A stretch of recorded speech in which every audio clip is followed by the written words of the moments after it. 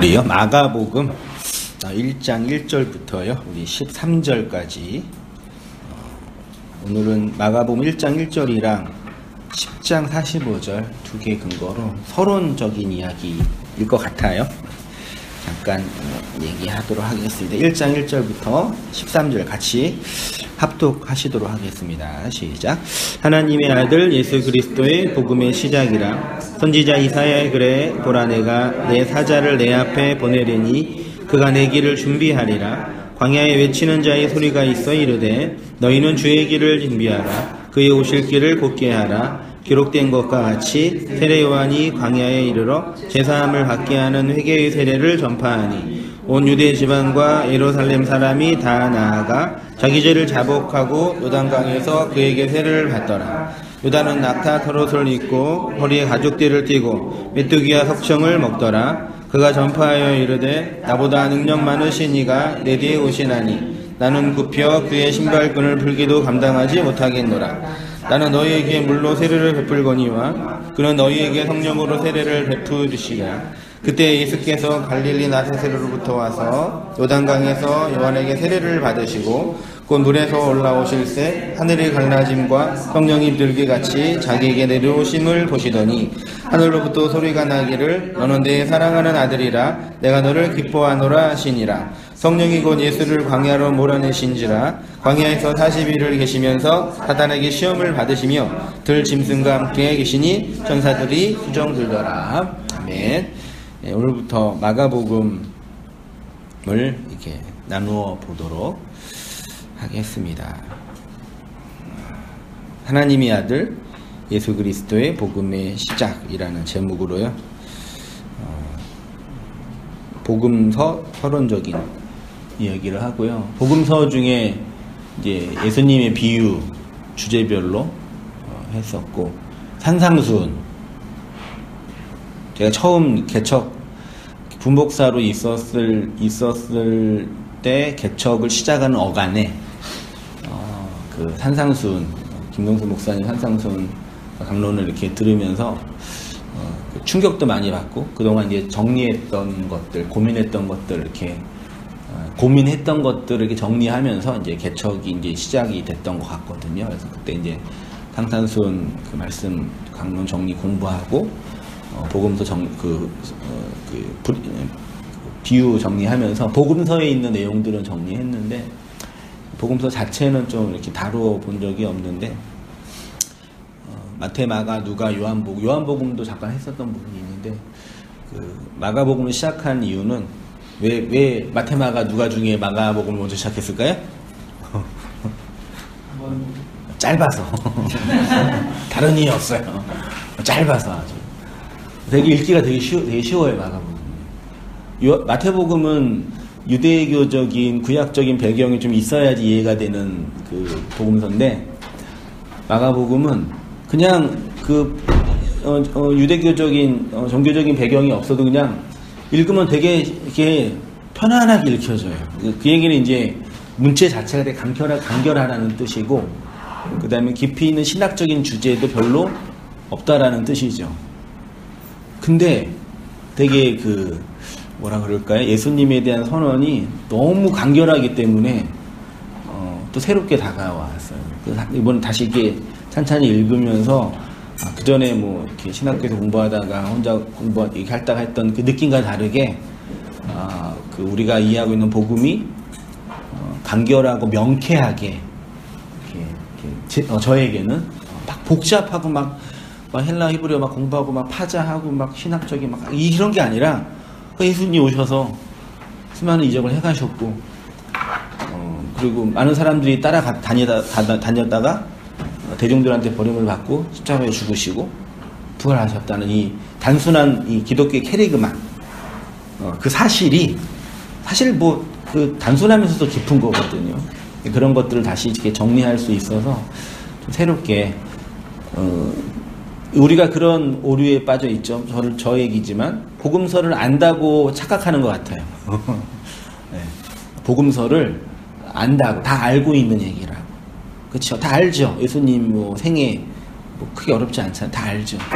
근데 또 보면은 자세히 모르는 부분도 있다 생각이 들어가지고 또 저 개인적으로 이렇게 정리하면서 이게 또 새롭게 또 이렇게 또 다른 은혜의 세계를 또 맛보고 경험하는 또 시간이 됐으면 좋겠다라는 기대를 가지게 됐습니다.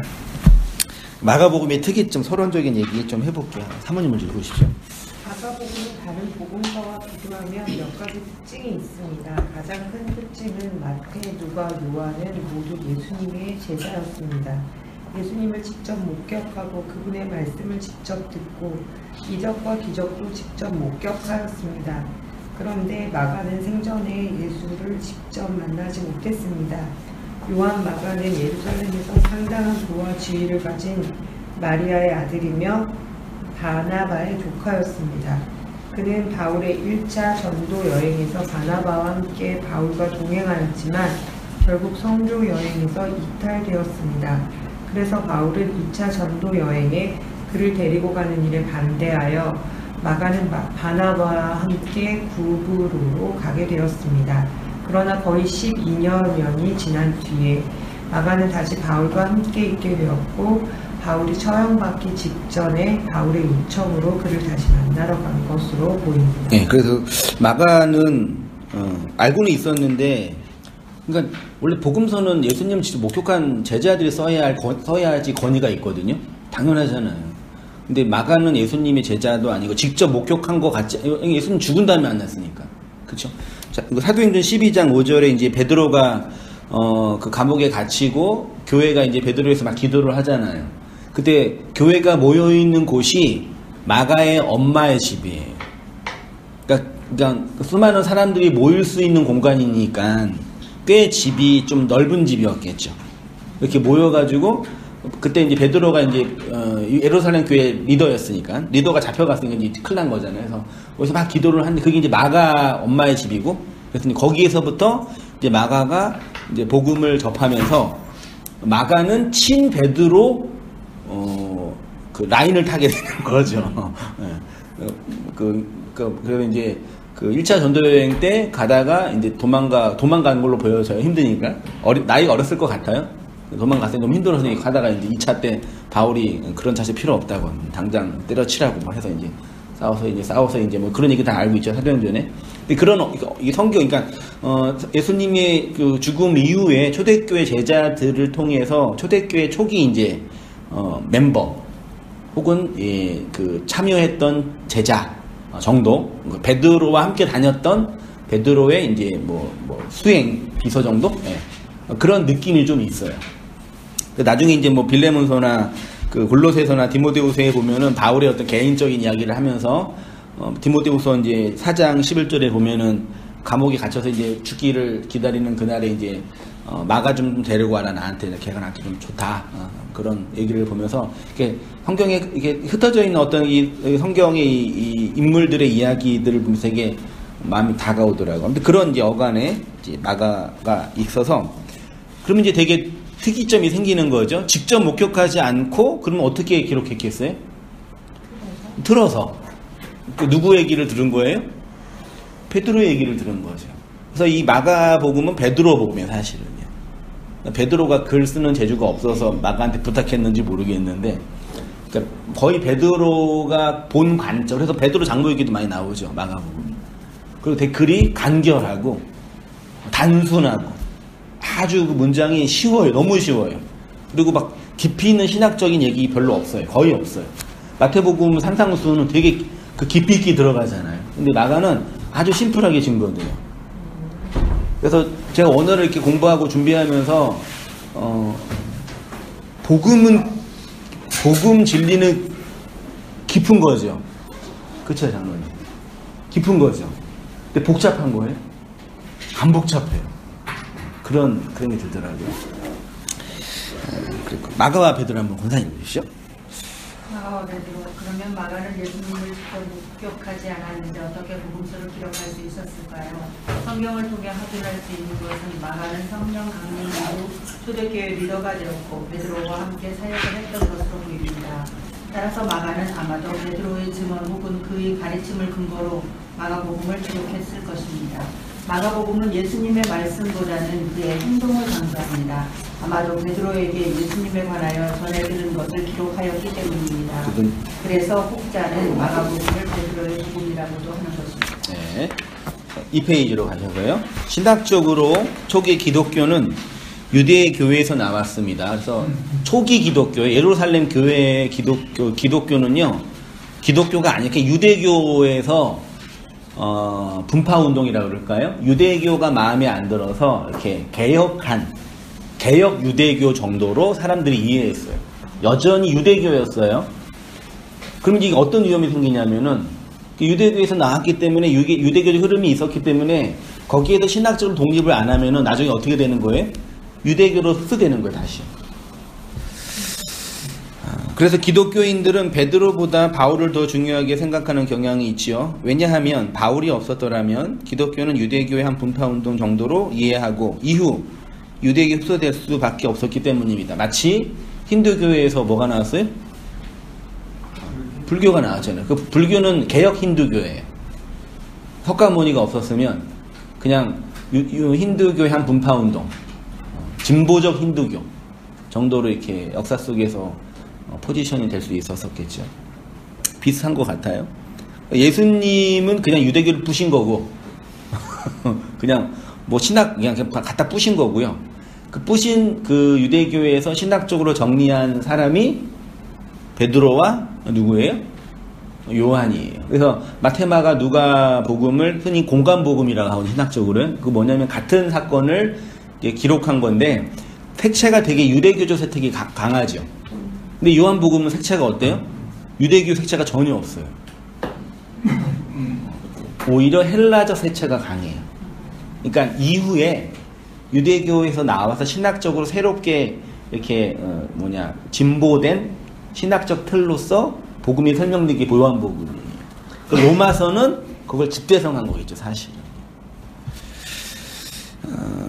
그런 의미에서 요한복음과 로마서는 예수라는 한 인물을 유대교 안에 머물러 있게 하지 않고 인류 구원을 위한 기독교의 모판이 되게 하였습니다. 당시 주류 철학인 헬라 철학이 옷을 입고 전 세계 종교로 확장할 수 있었던 신학적 틀을 세울 수 있었던 것입니다. 그런 측면에서 사도 요한과 바울은 초기 기독교를 유대교에서 신학적으로 분리시켜준 점도 있지만 한편으로는 기독교를 헬레니즘 철학으로 해석한 부분도 있습니다. 그래서 교회사적으로나 신학적으로 선교사적으로 볼 때 왜 복음이 동방으로 안 하고 서방으로 갔냐? 왜냐면 서방이 헬레니즘 철학을 받아들였고 동방은 헤브라인 철학이 있었으니까요. 그러니까 도마도 그 인도로 갔다고 추정하고 있죠. 우리나라 신라 시대 때 복음을 받아들였다고. 그랬을 것 같아요. 실크로드를 통해서 복음이 왔으니까요. 이미 복음을 접했는데 그 당시 이제 복음은 헬라 철학의 옷을 입고 있는 복음이었어요. 그게 뭐 옳다 그러다의 문제가 아니라. 그래서 동양 안에서는 이제 이게 문화적으로나 학문적으로 흡수되지 않았고 서양을 흘러간 거죠. 하나님의 어떤 섭리였겠죠. 흘러가서 이게 다시 돌아오고 있는 상황인 거죠. 자, 행동으로 보이신 복음이 한번 장론 읽어보시죠. 행동으로 보이신 복음, 그런데 마가복음은 이러한 예수님의 말씀 혹은 구약의 해석보다 예수님의 행적을 집중적으로 기록하고 증언합니다. 마가에게 있어 차원과 논리적 정리가 중요한 것이 아니라 지금 곧 즉시 행하시는 예수님의 기적과 이력과 행동이 더 중요하다는 것입니다. 이는 말로 사람을 설득시키고 설명하고 증명하는 차원이 아니라 행동을 보여줌으로 예수님이 어떤 분인지 보여주는 것입니다. 어떤 사람을 말로 평가할 때 그의 말과 함께 사용되는 기준이 그의 행동입니다. 예수님이 어떤 분인지 확인할 수 있는 분명한 방법은 그가 어떤 행동을 하셨느냐입니다. 그래서 예수님도 자기의 말을 믿지 못하는 사람들을 향하여 내가 하는 행동을 보고서 나를 믿으라고 하신 것입니다. 예수님은 이렇게 강의와 설교와 가르침보다 행동을 보여주심으로 당신이 어떤 존재인지 선언하신 것입니다. 예, 마가복음은 예수님의 말씀보다 행적을 간결하게 기록하고 있습니다. 이는 우리가 복음을 이해하고 경험하는 차원에서도 동일하게 적용될 수 있는 것입니다. 우리가 예수님에 대해서 논리적으로 이해하였기 때문에 혹은 탁월한 설교와 강의를 통해서 성경을 이해하였기 때문에 혹은 때문에 구원받는 것이 아니라 우리 인생 속에 찾아오신 예수님이 행하신 기적 때문에 구원받는 것입니다. 늘 경험하지만 인간은 인간의 말을 듣고 거기에 설득당해서 구원받을 수 있는 존재가 아니지요. 하나님이 그의 능력과 은혜로 우리의 마음과 인생 속에서 기적을 행하셔야지만 가능한 일입니다. 그래서 복음서에 기록된 수많은 기적은 단순히 자연 법칙을 초월하여 역사하는 놀라운 일 정도가 아니라 죄인인 우리의 인생 속에 펼치시는 하나님의 구속 사건입니다. 그래서 마가복음에는요, 즉시, 곧, 혹은 지금 이런 단어가 엄청 많이 나와요. 베드로 성격이 나온 것 같기도 하고요. 베드로가 이해했던 예수님이기도 하고요. 우리는 되게 바울적인 신학을 좋아하는 것 같아요. 그쵸? 그게 뭐 다 있는 거니까.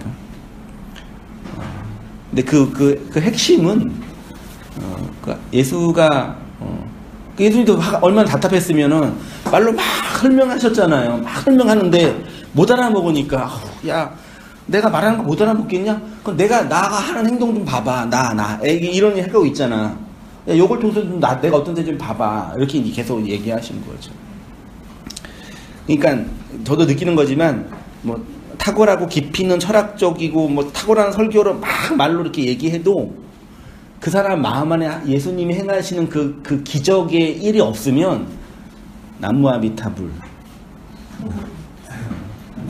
네. 진짜예요.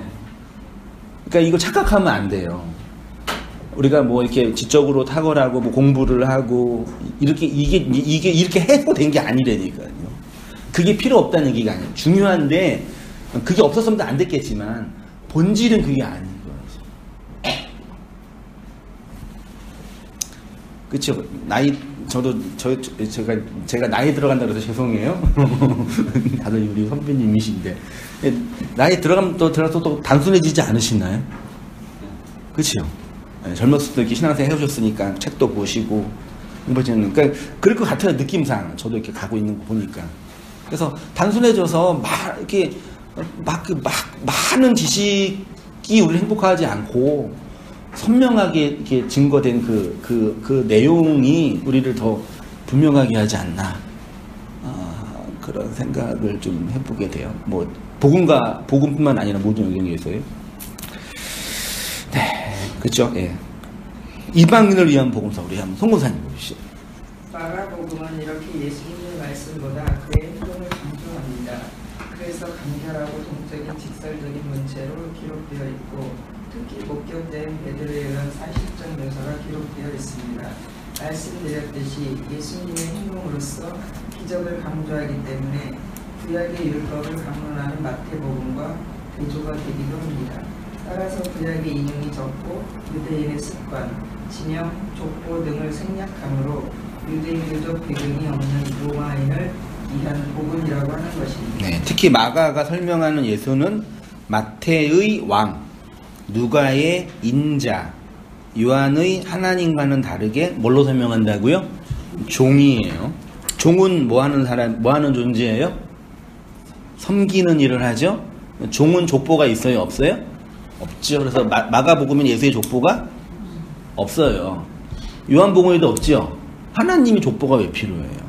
근데 마태와 누가복음에는 왕이니까 족보가 필요하고 사람의 아들이니까 족보가 필요한 거예요. 또 이런 거 보면 되게 놀라운 그 성경 연구를 잘해서 그런 건지 모르겠는데 놀라운 것 같아요. 성경 분명히 말하고 있어 우리한테. 그러니까 이게 복잡하게 안 하고. 그래서 예수님은 죄인들의 육체적, 영적인 필요를 채우기 위해 노심초사하는 겸손한 종으로 묘사하고 있습니다. 예수님을 종으로 묘사하기 때문에 예수님의 탄생도 없어요. 탄생 이야기 없어요. 태어난 것도 없어요. 어린 시절 없어요. 그냥 곧바로 그냥 이게 1장 보면 갑자기 그냥 뜬금없이 복음의 시작해놓고 막 갑자기 세례요한 얘기하면서 시작하는 거죠. 마가복음은 사복음서 중에서 그리스도의 생애를 가장 간결하면서도 박진감 넘치게 묘사합니다. 특히 마가는 예수님이 십자가에 달려 죽는 그날까지 인간들을 위해 섬김의 사역을 강조합니다. 마가는 해설적인 설명을 생략한 채 사실적인 기사 자체에서 독자들이 영감을 얻을 수 있도록 내용을 전개합니다. 해석은 니네가 해라 이거죠. 그래서 다양하게 해석해요. 예수님이 이적을 통해서 어떻게 해석해요? 지금도 그 이적이 우리한테 일어날 수 있다라고 하는 분도 계시고, 예수님이 그 이적을 통해서 그 요즘에 그 누구지 돌인가 그분이 마가복음 강의를 하더라고요. 그래서 민중을 위한 예수님이라고 얘기도 하고. 해석은 누구의 몫이에요? 인간의 몫이죠. 니네가 멋대로 해석해 이렇게 던져놓으신 것 같아요. 특히 마가는 예수님이 천국복음을 전파함에 따라서 유대 종교 지도자들의 적대감이 점점 커지는 것을 의도적으로 묘사함으로써 예수님의 고난을 강조합니다. 그래서 마가복음 전체의 40%는 16장이거든요. 11장이 어떤 내용이냐면은 예루살렘 입성이에요. 예루살렘 입성부터 죽기까지가 며칠이에요? 일주일이에요. 예수님의 공생애가 3년 좀 넘는데 성경의 반 정도가, 마가복음 반 정도가 그 30년, 29년, 11개월 그게 아니라 그 반 정도가 그 6일을 기록한 거라니까요. 그러니까 의도적으로 그 십자가 순환을 의도적으로 쓴 거예요. 그러니까 그걸 강조하는 거. 그러니까 마가복음은 예수의 십자가만 선명하게 증거하는 복음서인 거죠. 뭐 구약의 배경 이게 중요한 게 아니라 그것만 얘기하고 있는 것 같아요. 그래서 오히려 마태복음을 보고 마가복음을 보는 게 더 나은 거죠. 사실은 반대도 성립이 될 수 있을 것 같아요. 마가복음 구조는 크게 대충 보면은요, 1에서 10장 섬기는 예수님, 11에서 16장 희생하는 예수님, 좀 더 크게 5분모도로 보면은 종의 사역. 예수님의 사역은 대부분 다 이적이에요. 마가복음에서는 다 이적 행위세요. 이적을 행하니까 어떤 일이 벌어져요? 대중들이 몰려오죠. 대중들이 몰려오니까 그 대중들을 통해서 종교 회계문을 갖고 있었던 유대교 리더들이 열받죠. 열받죠. 열받고 그 대중들한테 예수님이 왔으니까 뭐 하세요?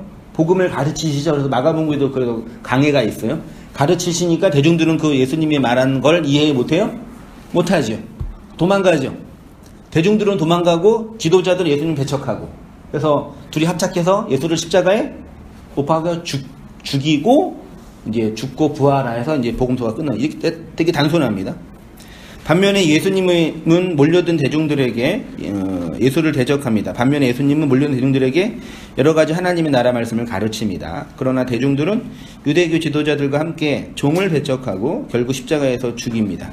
그리고 부활하여 그리스도의 영을 받을 교회가 준비되는 것이 마가복음의 내용입니다. 특히 그 마가복음의 이제 부활 이후에 그 사건을 두 절로 설명해요. 마가복음 16장 19절 주 예수께서 말씀을 마치신 후에 하늘로 올려지사 하나님 우편에 앉으시니라. 끝났죠? 그 다음에 제자들이 나가 두루 전파할세 주께서 함께 역사하사 따르는 표적으로 말씀을 확실히 증언하. 이렇게 마가복음 끝나요. 아주 단순하고 명쾌하죠. 그러면 이제 마태, 마가, 누가, 요한복음 중에 제일 먼저 쓴 책은 뭘까요? 마가죠. 왜요? 짧으니까. 아니 글이 많아지면 나중에 쓰는 거예요. 저도 설교 쓰지만요, 탈고를 많이 하면 길이 짧아져요, 넓어져요? 커져요, 이게 짧아져요, 넓어져요? 넓어진 거 아니에요? 길어져요? 글이 탈고를 많이 하면은 짧게 돼요, 넓게 돼요, 길게 돼요, 길게 돼요. 네. 왜 그런지 모르겠어요. 처음 딱 이렇게 주제만 딱 해서 정리해 놓고 계속 이제 글을 쓰다 보면은 계속 커져요. 그러니까 처음에는 아주 단순한 그 쪽지 같은 걸로 기록되어 있었겠죠. 글로 쓰고. 그거를 이제 마가가 이제 뭐 문서를 어떤 자료를 모집했는지 모르겠는데 해서 이제 복음 딱 쓴 거죠. 그리고 이제 마태랑 누가는 이 마가복음에 있는 내용을 참조해서 글을 쓰고 또 자신들의 경험들을 이렇게 쓰면서 귀에도 넓어지게 된 거죠.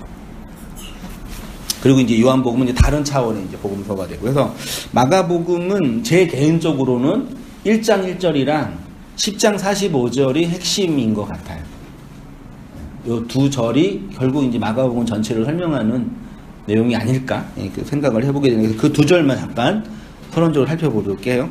1장 1절은 하나님의 아들 예수 그리스도의 복음의 시작이라고 하죠. 누가 이거 차려주시죠? 성문사님 읽으셨죠? 네, 그럼 우리 목사님 읽으시죠.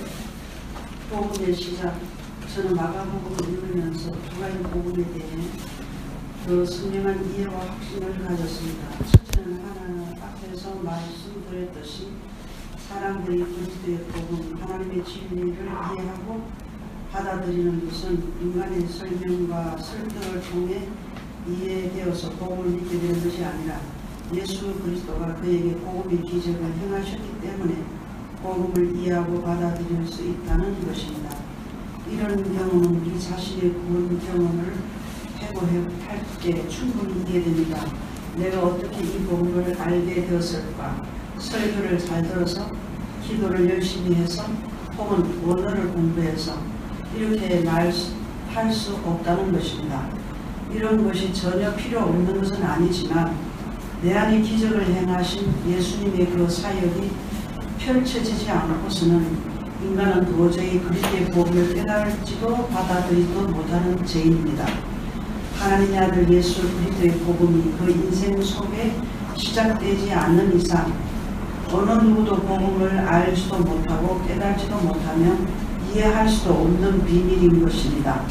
복음을 시작하시는 예수님의 섬김이 없이는 어느 누구도 구원을 받을 수 없습니다. 그러니까 복음을 성경에서 거짓 선지자가 주로 하는 일이 뭐라고 얘기하는지 아시죠?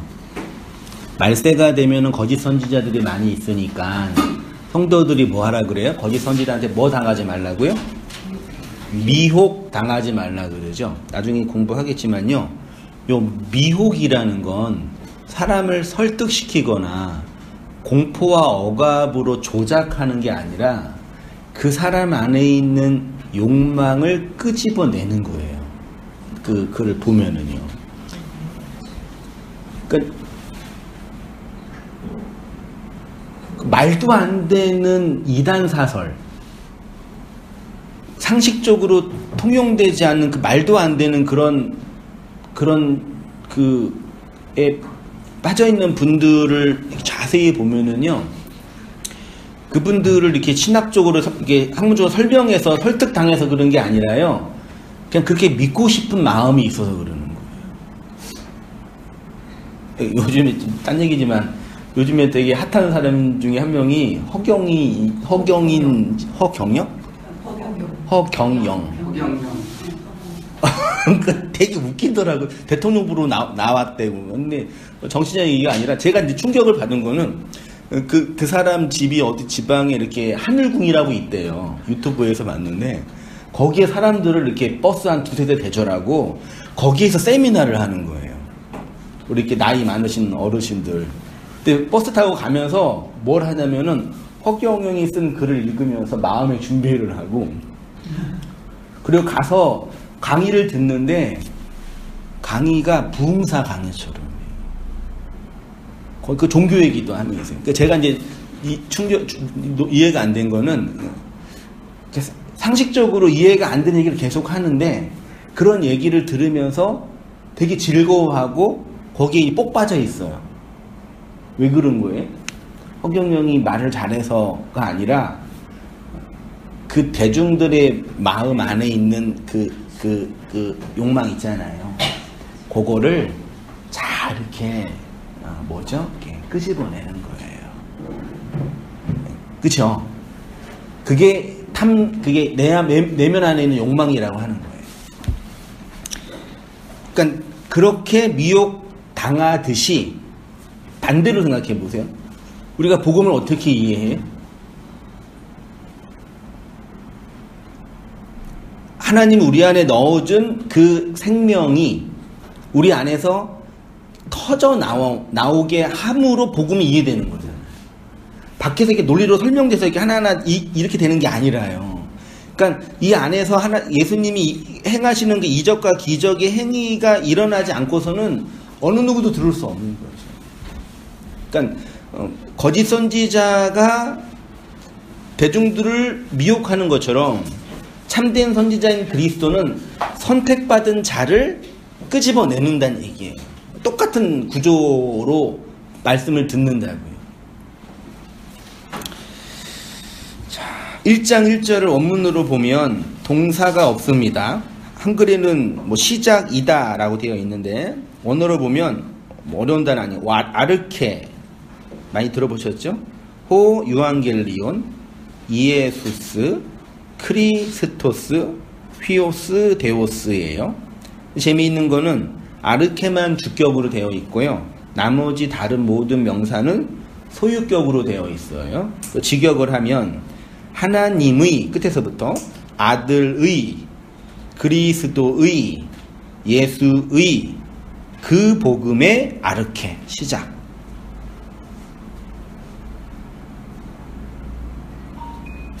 베드로는 주어 동사 목적으로 안 썼는지 왜 그런지 모르겠는데 그렇게 돼 있어요. 그냥 명사만 있어요. 명사만 있는 건 문제는 아니죠. 명사만 있는 건 언제 있어요? 주로 신문 사설 제목, 코로나, 대한민국 뒤집어 놨음 뭐 이렇게 예를 들어서 명사만 돼 있잖아요.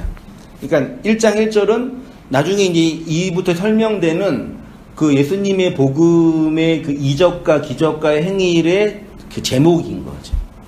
똑같은 패턴이 어디에 있냐면은 창세기 1장 1절 6마디 말 베레시트 바라는 동사고요. 요것이 창세기 이후에 있는 모든 내용의 시작 설명인 거죠. 똑같은 구도로 되어 있더라고요. 신문 기사의 제목이 동사가 없는 것처럼 1장 1절은 마가복음 글 전체의 제목이 기록되어 있습니다. 시작이란 단어가 아르케로서 히브리어의 레시트를 번역한 것입니다. 창세기 1장 1절에 그 땅과 그 하늘들이 창조된 시작이라고 기록된 것과 유사한 패턴입니다. 쉽게 말해 그 땅이 그 하늘들이 되는 것이 바라이고 이 바라는 베레시트 안에 포함되어 있는 초월자의 행동인 거죠. 그러니까 베레시트는 이미 예수님의 머리로 십자가의 머리로 교회를 창조해야겠다는 그 하나님의 언약, 묵시적 언약의 선언이 딱 있는 거잖아요. 베레시트 안에는요. 그러니까 1장 1절에도 그 하나님의 창조의 선언이 있는 거예요. 그래서 베레시트는 땅이 하늘로 발화되는 시작인 것이고 그 시작이 있어야 혼돈과 공허와 흑암인 우리에게 빛이신 그리스도가 영으로 임하시는 하나님의 행동이 되는 것입니다. 빛이라는 것은 설명해서 건네주는 것이 아니라 뭐 하는 거예요? 비추는 거죠. 빛을 어떻게 줘요? 설명해요? 야 이게 빛이야. 빛은 이거예요? 아니 그냥 뭐 하는 거냐? 비추는 거죠. 그러니까 복음이 우리한테 선언되는 거죠. 뭘 또? 기적을 통해서요. 그래서 어떤 느낌이 들었냐면요. 마가복음의 복음서에 이렇게 이렇게 기록된 예수님의 수많은 기적은 2000년 전에 가난한 유대인들, 고달픈 유대인들한테 보여준 위로가 아니라 어디 안에서요? 내 안에서 인생 속에서 하나하나 펼치시는 하나님의 일인 거죠. 그 기적이 경험되는 거죠.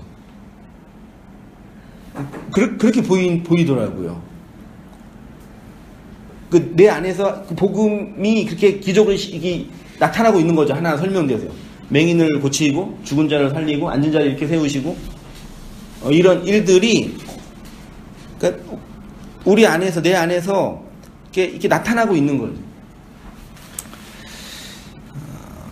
빛을 비추어서 주시는 것처럼 복음은 베레시트나 아르케가 일어나지 않는 이상 어느 누구에게도 이해될 수도 감지될 수도 받아들일 수도 없는 거죠.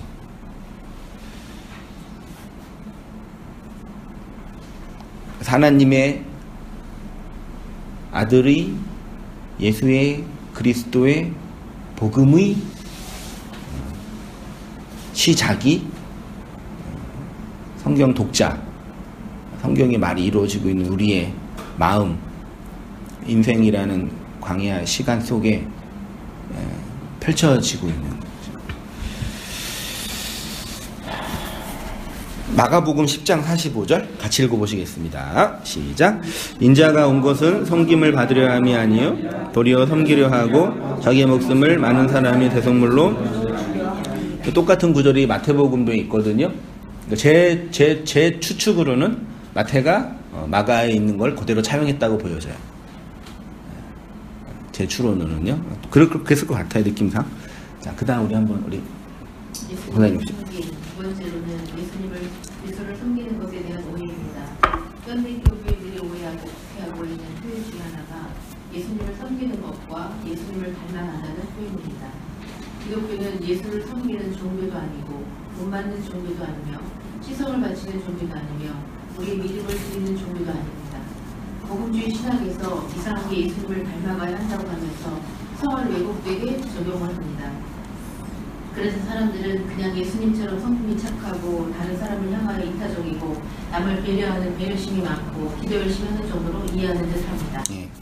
특히 이제 저도 많이 경험했지만요, 복음주의 신학에서 특히 이제 그나마 괜찮은 신학에서 한국 교회를 섬기고 있는 목사님들의 신학의 패턴이 요거더라고요.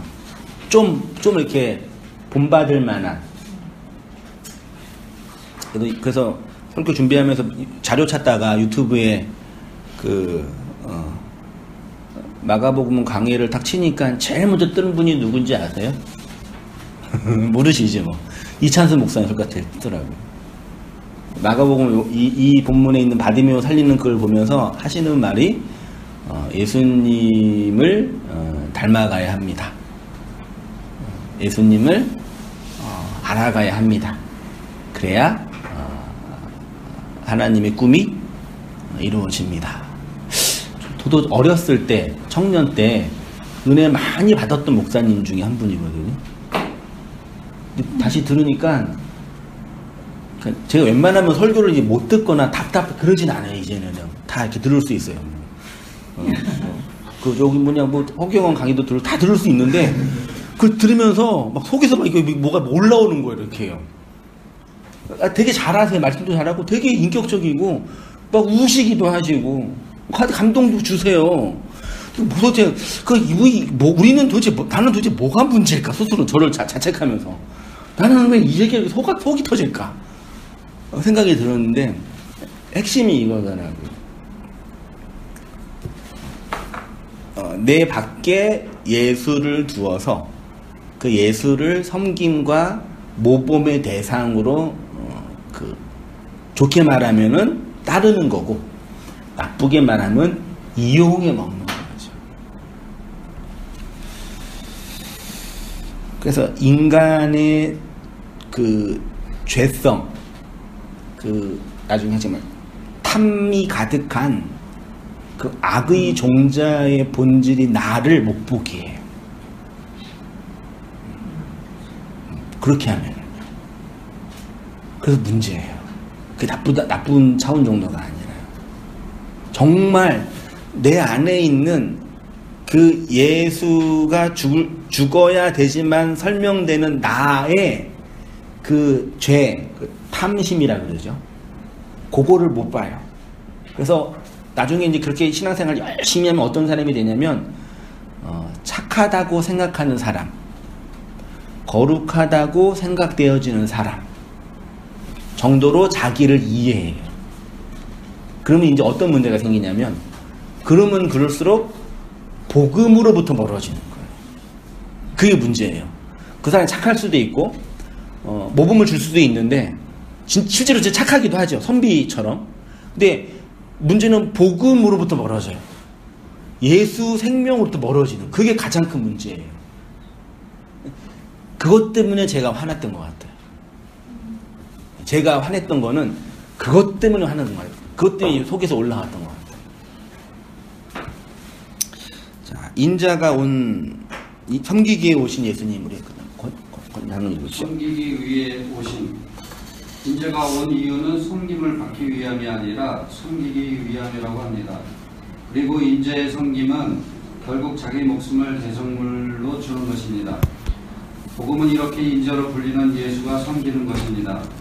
그래서 어떤 사람이 복음을 알고 있다는 것의 전제는 예수가 나를 섬기고 있는 그 현실을 알아서 섬김을 받는 자로 살아가는 것입니다. 네, 장문 보시겠어요? 예수님의 섬김의 본질, 디아코네오. 그러면 예수님이 우리를 섬긴다는 것은 무엇일까요? 예수님의 섬김은 십자가인데 십자가는 우리에게 하나님이 주시는 양식을 상징합니다. 잔과 떡.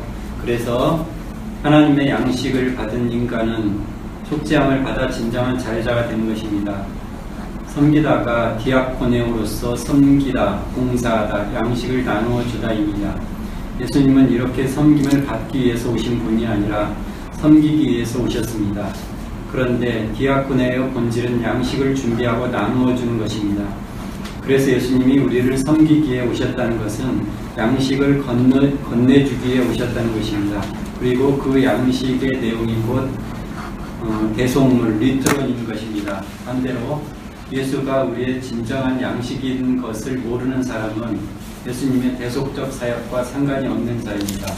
이렇게 예수를 양식으로 먹는 것이 왜 중요하냐면 여기에 우리의 구원의 과정과 내용이 담겨져 있기 때문입니다. 예, 먹는 거를 좋아하는 사람을 뭐가 가득하다 그래요?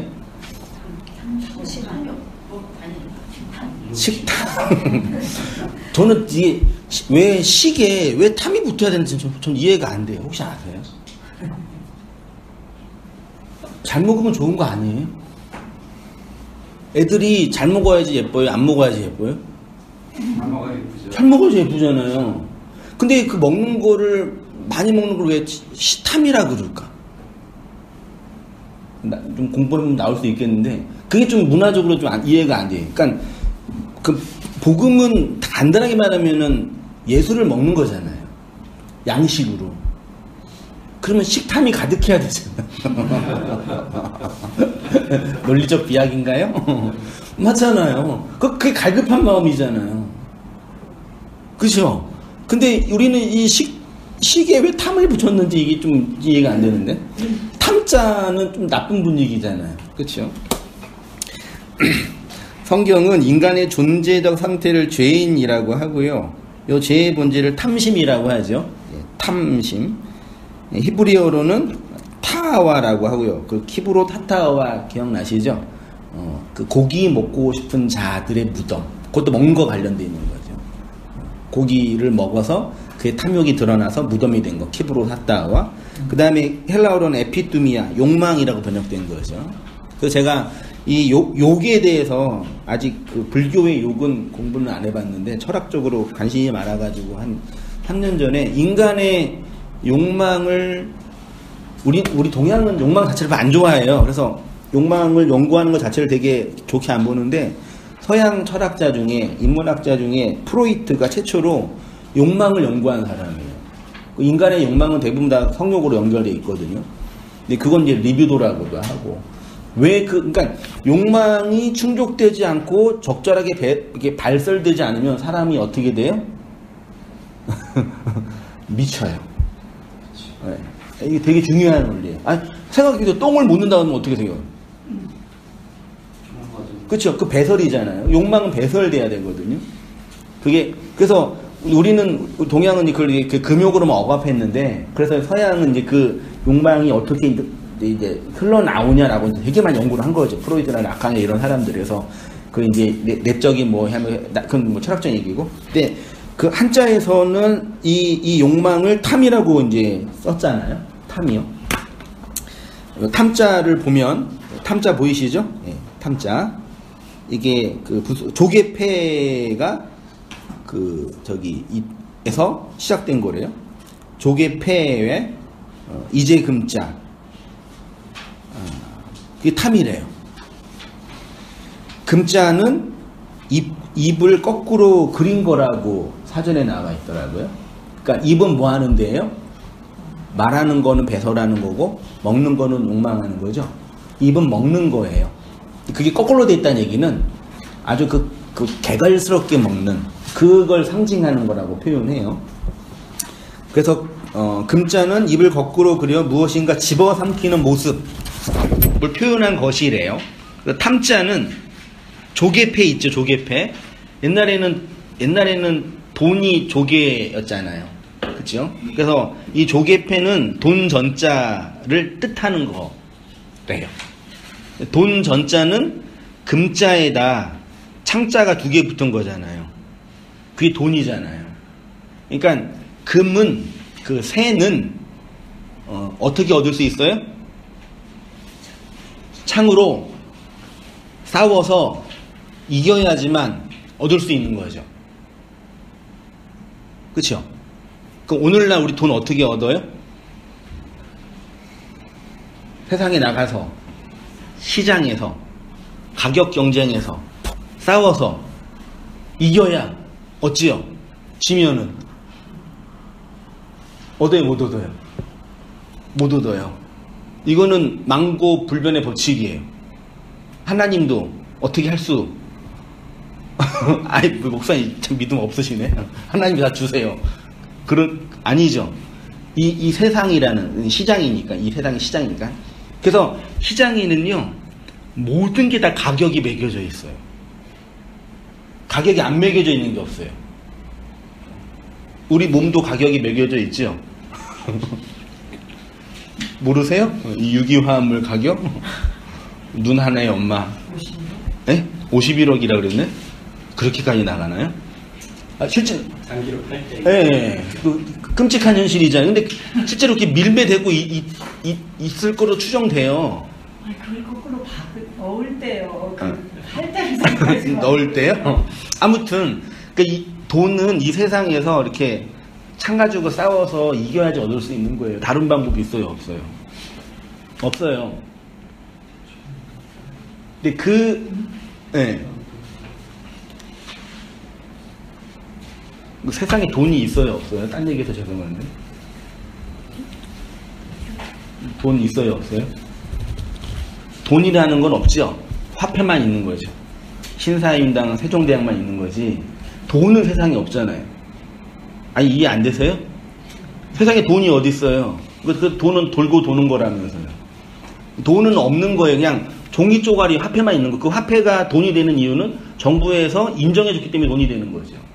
그래서 뭐 베네수엘라 이런 데가 돈을 많이 찍어내니까 돈이 쓸 휴지 조각이라고 그러잖아요. 그 화폐가 그 가치가 떨어지는 거잖아요. 그러니까 돈 자체는 있는 거예요, 없는 거예요? 없어요. 우리는 화폐에 목매어 사는 거예요. 이 종이 쪼가리 국가에서 인정해주는. 그 되게 무서운 거라니까요. 그래서 시간당 최저임금이 얼마인지 아세요? 올해 0.1% 올라가지고 8,900 얼마인가? 그래요. 최저임금이 180만 원이라서요. 8시간 일하면. 그 회사가 어떻게 쓰는지 최저임금을 해야지만 세금을 덜 내기 때문에 그렇게 해요. 그러니까 그거는 화폐에서 만든 거지 돈 자체는 없는 거예요. 제가 돈 내기 왜 하는지 아시겠어요? 이게 탐과 관련되어 있으니까. 먹는 거랑 관련되어 있어요. 돈은 인간이 양식으로 먹을 수 있는 거예요? 없는 거예요? 없는 거예요. 어떻게 얻어요? 싸워서 누구를 죽여서 얻는 거예요. 옛날에는 실제 죽였고 지금은 죽이는 게 아니라 시장에서 경쟁해서 이기는 거예요. 그래서 경쟁에서 지면 지는 게 되어 있는 거예요. 어제도 하여튼 다 그것 때문에 울고 싸우잖아요. 카페에서 이렇게 설교 준비하는데 뒤에서 그 뒤에 있는 직장 구하는 젊은이가 아빠랑 싸웠나 봐. 전화로 그래서 뭐 회사를 들어가네 안 들어가네, 직업이 되네 안 되네. 그래서 계속 밀려나는 사람은 계속 이제 거기서 이제 돈을 못 버는 거잖아요. 그 구조 안에서 싸움에서 지니까. 근데 돈은 조개패 이 전은 창 가지고 싸워서 얻어야 되는 건데, 양식은 어떻게 얻어요? 누가 준대요? 하나님이 예수를 통해서 섬겨주신대요. 이해됐죠? 맞죠? 근데 아까 제가 예를 들었던 그 목사님은 어떤 얘기를 하냐면 그 양식을 어떻게 얻으란 얘기예요? 네가 가서 싸워서 쟁취하라고. 그걸 탐이라고 한다. 하나님이 예수님을 통해서 양식으로 섬겨줘서 건네주시는 그 하늘의 양식, 생명, 그거를 네가 가서 싸워서 쟁취해서 얻어내라 그러는 거예요. 그게 예수님을 섬겨라, 예수님을 닮아가라의 다른 버전이에요. 그래서 그 얘기가 좋은 거예요, 사람들한테. 딴 얘기가 아니라 그 탐을 예수가 채워줄 수 있다고 얘기해 주니까 똑같죠. 허경영에 심취한 사람들이랑. 그래서 그분 어떤 그 맹신도들은 그 사람이 대통령이 된다고 생각하고 있더라고요.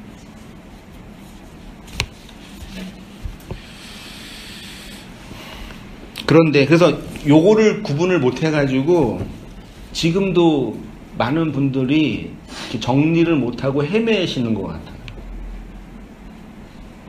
내가 돈이 필요한데 이 돈을 그러면 구하면 안 돼요? 이렇게 물어보는 청년도 있어요, 여전히.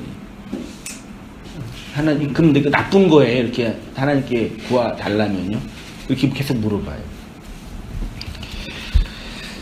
그런데 그것을 먹겠다고 탐하는 것을 우상숭배라고 합니다. 그러니까 우상숭배는 하나님을 뭘로 보는 거예요? 돈은 없으니까 화폐. 화폐는 인간의 욕망의 총화니까요. 국가가 절대, 그래도 민간이 절대 국가가 절대 용납하지 않는 죄가 뭐예요? 돈 조작하는 거, 마약하는 거, 이런 거 용납 안 하잖아요.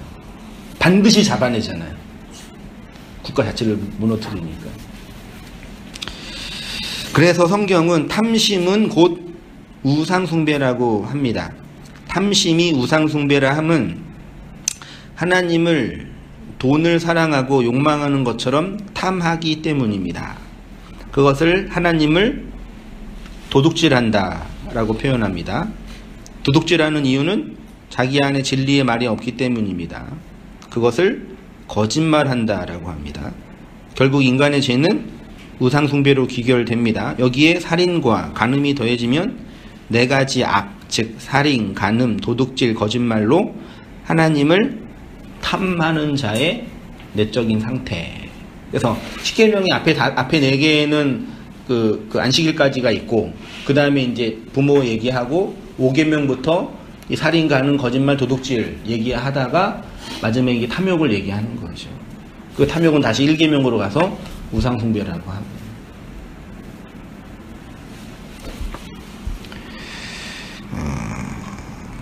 돈을 삼은 것이요. 돈을 사랑하니 우상숭배는 결국 하나님 내 앞에 탐으로 이용하려는 모든 태도를 의미합니다. 그러나 하나님은 내 안에 양식으로 먹어야 합니다. 인간이 하나님을 탐하는 것이 이런 뜻입니다. 그러니까 인간의 탐심은 먹어야 할 하나님을 양식으로 먹지 않고 먹지 않아야 할 돈을 자기가 먹겠다는 마음 상태, 행동 양식이 그 탐심입니다. 성경에서 돈을 사랑하고 재물을 사랑하는 자에게 믿음과 하나님의 사랑이 있을 수 없다 한 이유가 여기에 있는 것입니다. 네, 여기 다시 볼게요. 그러니까 인간의 탐심은 먹어야 할 하나님을 양식으로, 그러니까 하나님이 성육신하신 예수님으로 양식으로 오셨잖아요. 그 양식, 진리의 양식으로 먹어야 할 하나님을 거부하고 먹지 말아야 할 뭐를요? 돈은 모든 거에 인간의 욕망의 총화예요. 먹겠다고 그 하나님을 섬기겠다고 하는 그 태도가 마음 상태, 행동 양식이 그 탐심이라고 하는 거죠. 디모데전서 6장 10절 볼게요. 돈을 사랑함이 일만항의 뿌리가 되나니 이것을 탐내는 자들은 미혹을 받아 믿음에서 떠나 많은 근심으로써 자기를 찔렀더라. 이 얘기 언제 자주 얘기하는지 아세요? 디모데전서 6장 10절. 여기 돈 사랑하면 안 돼요. 헌금 많이 내셔야지. 하나님 사랑이에요? 돈 사랑이에요? 그러면 하나님 사랑하시죠? 증거로 보여주세요. 뭘로요? 여기 돈을 사랑함이 필라르 귀리아래요. 단어도 길어요. 탐욕이라고 설명할 수 있어요. 아니, 난 이게 이해가 안 돼요. 그 고대 시대 때 우리나라 그 고려 그 시대 때인데, 고구려 그때인데, 그때 돈이 어디 있어요? 조개 껍데기 이런 거 있고, 그걸 물무교환했을 거 아니에요. 화폐가 어디 있어요 그때요? 없었을 거 아니에요. 돈이라고 일부러 뭐 이렇게 번역을 한 이유는 현대에서 돈을 이해한 측면이죠. 그러니까 탐욕, 에피투미아, 타와, 그거예요. 그게 가득한 사람. 그러면 그 탐욕의 미혹을 받는 거죠. 그렇죠? 그러면 반대로 해보세요. 하나님이 그리스도 통해서 우리에게 생명을 건네주실 때는 그 탐욕이 아닌 뭐라고 얘기할까요? 그리스도의 생명에 이끌려지는 거죠. 미혹이라고 표현하면 그렇지만.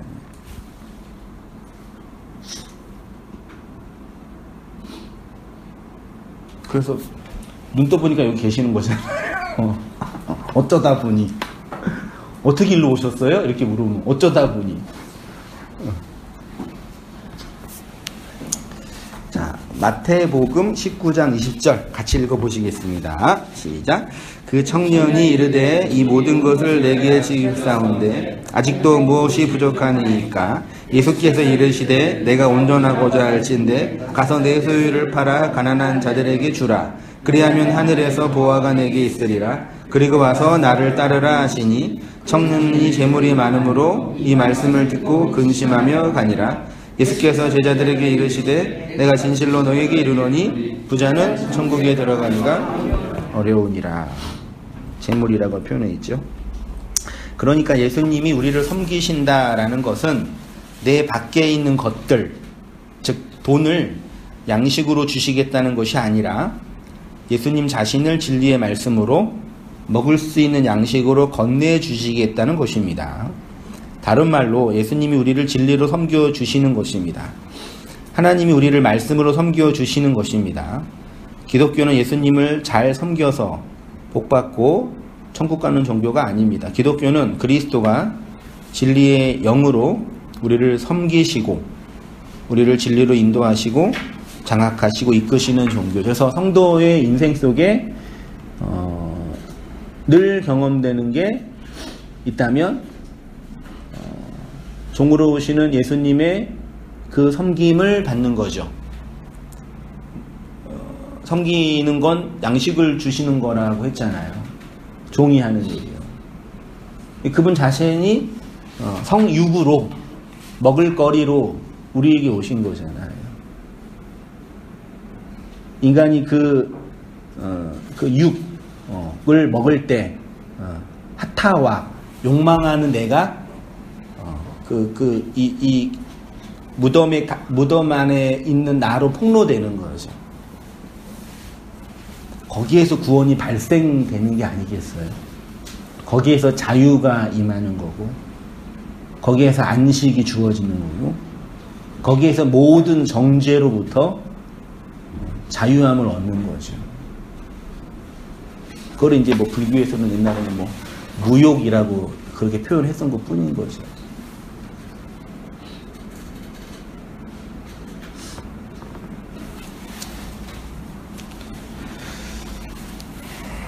예수님을 닮아가는 것도 마찬가지입니다. 그리스도의 영, 진리의 영을 받지 않는 사람이 열심히 종교생활을 하면 어떤 사람까지 될 수 있냐면 예수님을 우상으로 잘 섬기는 사람은 될 수 있습니다. 이거를 제일 잘하는 종교가 어디예요?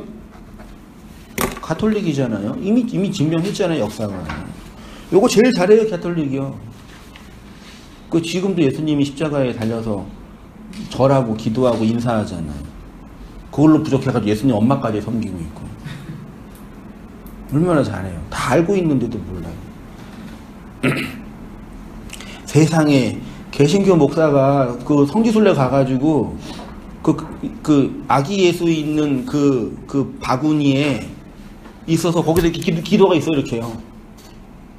개신교 목사가. 그걸 또 사진을 찍어서 페북에 올려. 가톨릭 신부님은 이해할 수 있어, 내가. 개신교인데, 개신회 때문에, 그리고 또 자랑을 해요. 또 그거를 자기가 신앙이 좋은 이 경건한 사람이라고 미치겠어, 이제. 차라리 그럼 만들어 놓고 교회에서 그럼 해놓고 절 시키지 왜 그렇게 해요? 말은 안 하고. 그러니까 그 종교학적으로 볼 때 오늘 우리 개신교는요 가톨릭에서 조금 이렇게 문 열고도 나보다가 무서워로 들어가는 거예요 지금요. 우리 나가 개혁해 그러는데 무서워 이렇게 문 나 할까 말까 하다가 이렇게 이러고 있는 것 같아요 지금 우리 개신교. 가톨릭이랑 비교할 때는 가톨릭은 건물이라도 크게 있죠 예쁘게.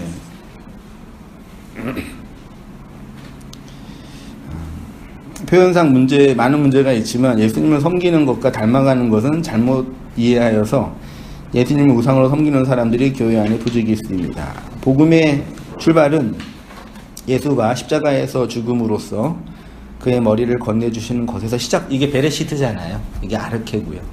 레시트고요. 그 머리가 떨어져 나와 교회로 접붙여지지 않는 자는 어떤 인간의 감언이설과 설교와 설득을 해도 미혹 당하지 않아요.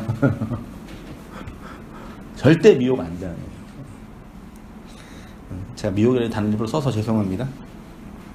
진리의 미혹을 안 당한다니까요. 그 욕망이 없으니까요. 관심이 없는데 무슨 그 미혹을 해요. 누가 저한테 와가지고 야 한목사 개척기 힘들지 요거 프로그램 돌리면 500명 돼. 그러면 제가 가요 안 가요? 갈 수도 있어요. 저를 뭘로 보고 그러세요? 아직 순수하다니까 그런 사람이요. 그러니까 당하시는 거예요. 같이 가요. 그러니까 미혹도 이게 안에 욕망이 있어야지 걸리는 거잖아요.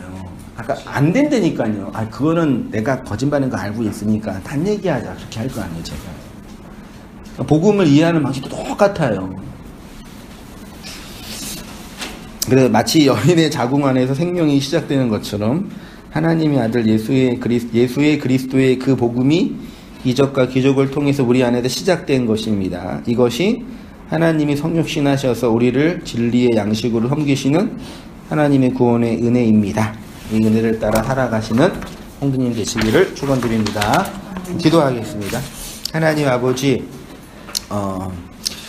하나님의 아들 우리 주 예수 그리스도의 복음의 시작인 이 복음의 내용들을 살피고 공부하고 또 경험하고 나누게 하시니 감사합니다. 복잡하고 어렵게 증언되는 강론 이전에 우리 안에 생명으로 건네준 그 하나님의 그 마지막 하나의 사랑의 내용을 담아서 그 은혜를 배우며 알며 경험하며 살아가는 저희의 삶들 되어지도록 인도하여 주옵소서.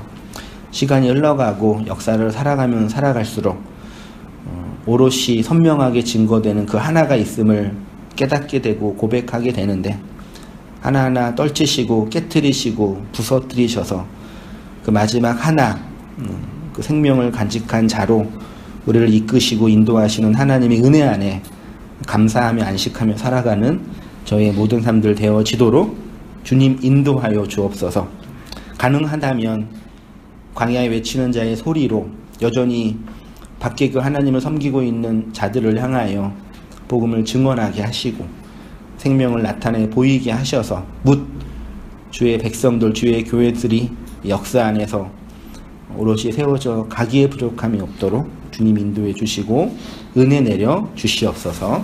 이제는 우리 주 예수 그리스도의 은혜와 하나님 아버지의 크신 사랑과 성령의 교통하심이 사랑하는 모든 성도님들의 삶 속에 지금부터 영원까지 함께 있을지어다. 아멘.